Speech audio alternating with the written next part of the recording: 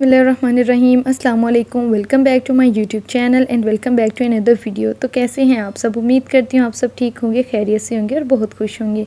तो आज मैं आपको बनाना सिखाऊंगी मज़ेदार सी आलू बुखारे की चटनी, जिसको बनाना है बहुत ही आसान। तो चलते अपनी रेसिपी की तरफ। यहाँ पे मैंने तकरीबन आधा किलो के करीब मैंने ले लिया था आलू बुखारा। आप देख सकते हैं आलू बुखारा यहाँ पे हमने फ़्रेश आलू बुखारा इस्तेमाल किया। आपने भी जब बनाना है तो आलू बुखारा फ़्रेश इस्तेमाल करना है, यानी कि अगर पुराना आलू बुखारा होगा तो वो ब्लैक कलर में होगा, बहुत डार्क कलर में, ब्राउन कलर में होगा। तो वो जब हम उसका बनाएंगे, चटनी बनाएंगे आलू बुखारे की, तो वो बहुत ज़्यादा ब्लैक हो जाती है। यहाँ पे इमली मैंने ले ली थी 1 पाव। इसको भी अच्छे तरीके से मैंने वॉश कर लिया था। और आलू बुखारे में ऐड कर देंगे पानी। तकरीबन हाफ़ के जी के अंदर मैंने ऐड कर दिया था 4 से 5 कप के करीब पानी। और इमली में भी मैंने तकरीबन 1.5 कप के करीब पानी ऐड कर दिया था। यहाँ पे ले लिया मैंने बादाम। आप चाहें तो इनको भिगो के रख सकते हैं या चाहें तो इनको कटिंग करके भी ऐड कर सकते हैं। यहाँ पे अच्छे तरीके से जो आलू बुखारा था तकरीबन 2 घंटे के लिए मैंने भिगो के रख दिया था। अच्छे तरीके से ये फूल गया। ये देखिए, अब यहाँ पे मैंने इसको कर दिया बर्तन में कन्वर्ट, जिसमें आपने इसको पकाना है। और इसको हल्के हाथ से आपने बिल्कुल आहिस्ता आहिस्ता आपने मिक्स करना है। यहाँ पे मैंने सिर्फ स्पीड ज़्यादा की हुई है, तो इसलिए आपको लग रहा है कि ज़्यादा हार्डली मैं इसको कर रही हूँ, लेकिन आपने मिक्स से इसको करना है आहिस्ता आहिस्ता। इस चम्मच, ये ऐसा कुछ चम्मच ले लें जो प्लेन हो, या कुछ ये जो हम खाने के लिए इस्तेमाल करते हैं टेबल स्पून, आप वो इस्तेमाल कर सकते हैं। मतलब कि आपने वो चीज़ इस्तेमाल करनी है जिसके साथ ये टूटे ना आलू बुखारा। यहाँ पे अच्छे तरीके से इसको मिक्स कर लेना है और मीडियम टू लो फ्लेम पे हम इसको कुक करेंगे। ये देख सकते हैं अच्छे तरीके से जो आलू बुखारा है वो हमारा पकना शुरू हो गया है। और अब इसके अंदर हम डाल देंगे इमली का पल्प, जो हमने रेडी करके रखा हुआ था। इमली को मैंने भिगो के उसका मैंने पल्प निकाल लिया था। तो तकरीबन वो 1.5 कप के करीब जो पल्प था इसका निकला था, वो भी इसके अंदर ऐड कर देंगे। और अब इसको हम तकरीबन 5 से 7 मिनट के लिए इसको मज़ीद पकाएंगे, तकरीबन मीडियम फ्लेम पे। ये देखिए, इसके ऊपर बबल आने शुरू हो गए हैं। और आपने इसकी साइड्स को अच्छे तरीके से साफ़ करते जाना है चम्मच की मदद से, ताकि इसके साथ जो भी आलू बुखारा या इमली वगैरह इसके साथ लगे तो वो भी साथ साथ इसके अंदर मिक्स होती रहे, क्योंकि इसके अंदर एक खटास सी होती है और एक इसके अंदर आलू बुखारे के अंदर मिठास भी होती है। उसकी वजह से ये बर्तन के साथ भी लगने का चांस होता है, इसलिए आपने इसको मिक्स करते रहना, इधर उधर आपने नहीं होना।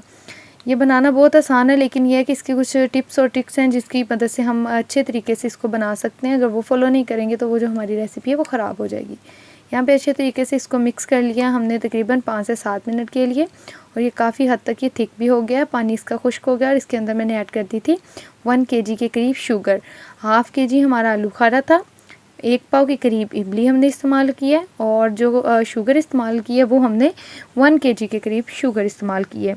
आप चाहें तो थोड़ा सा अगर ज़्यादा मीठा पसंद करते हैं तो इसके अंदर थोड़ी सी शुगर और हाफ़ कप के करीब बढ़ा सकते हैं, अदरवाइज़ ये इनफ होगी। तो अब इसको अच्छे तरीके से हमने मिक्स करते रहना है, क्योंकि इसके अंदर अब शुगर है तो ये बहुत जल्दी बर्तन के साथ लगना शुरू हो जाएगी, इसलिए आपने इसको चम्मच को चलाते रहना है। और आप चाहें तो अगर आपको जल्दी है तो आप आलू बुखारे को भिगोने से बगैर ही आप इसको पका सकते हैं, लेकिन उससे ये होगा कि ये टूटने का बहुत इसका चांस होता है आलू बुखारे का, कि ये टूट जाते हैं। तकरीबन 7 से 8 मिनट के लिए इसको अच्छे तरीके से मैंने पका लिया। ये देखें, इसका जो टेक्स्चर है वो काफ़ी हद तक थिक हो गया है। तो ये देखें, यहाँ पे इसको अच्छे तरीके से फिर भी हम चलाते रहेंगे। और इस स्टेज पे आके हम इसमें ऐड कर देंगे ब्लैक पेपर।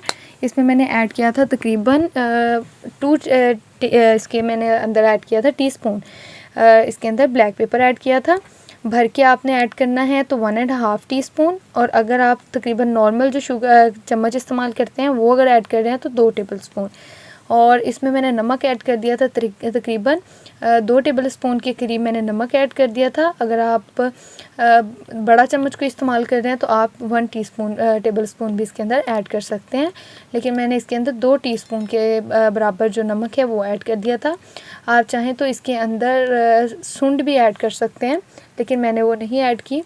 तो अब इसको अच्छे तरीके से हम मिक्स कर देंगे, ताकि जो ब्लैक पेपर और नमक है वो अच्छे तरीके से इसके अंदर मिक्स हो जाए।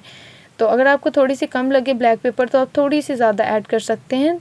तो यहाँ पे जो थी इसकी जो थिकनेस थी वो काफ़ी हद तक हमें जिस टेक्सचर में ये चाहिए था वो आ गया। अब इसमें मैंने कलर ऐड किया था, फूड कलर। आपके पास जो कलर भी अवेलेबल हो आप वो ऐड कर सकते हैं। बिल्कुल पिंच ऑफ हमने इसमें ऐड करना है फूड कलर। आप चाहें तो ऑरेंज या रेड कलर भी इस्तेमाल कर सकते हैं, अगर नहीं आपको अच्छा लगता तो आप इसको स्किप भी कर सकते हैं।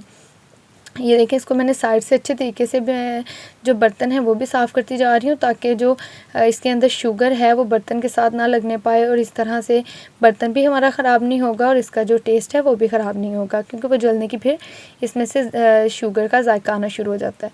इसको अच्छे तरीके से हमने ये देखें चलाते रहना है। तकरीबन 5 से 7 मिनट हो गए इसको अच्छे तरीके से चलाते हुए। शुगर के बाद जो थिकनेस हमें चाहिए ये देखें वो आनी शुरू हो गई है इसके अंदर, और इसको थोड़ा सा हमने हार्डली रखना है। ये देखें जब इसके अंदर तार सी बननी शुरू हो जाएगी, मतलब कि बिल्कुल हमने एक तो जो होती है ना गच्चे की तार, उस तरह हमने नहीं बनानी, बिल्कुल इस तरह चम्मच उठाएंगे ना हम तो ये देखें ये तार नहीं टूटेगी। तो इस तरह हमें बस इतनी इसकी थिकनेस चाहिए।